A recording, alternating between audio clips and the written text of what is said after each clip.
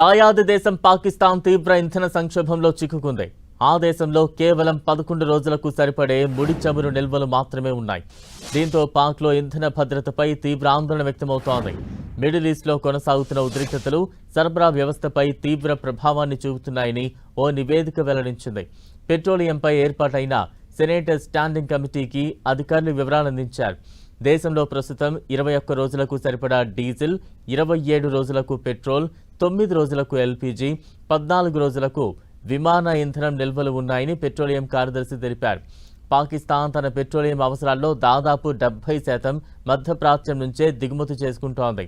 తాజా ఘర్షణల కారణంగా కీలకమైన నౌకా మార్గాలు దెబ్బతిన్నాయి. ఎర్ర సముద్రం మీదుగా సరుకు రవాణాకు గతంలో 4 నుంచి 5 రోజులు పట్టగా ఇప్పుడు 12 రోజులు పడుతోంది. మరోవైపు పాకిస్తాన్లో గ్యాస్ సంక్షోభం కూడా పొంచి ఉంది. ఏప్రిల్ 14 తర్వాత దేశంలో తీవ్రమైన ఎల్పీజీ కొరత ఏర్పడుతుందని అధికారులు హెచ్చరించారు.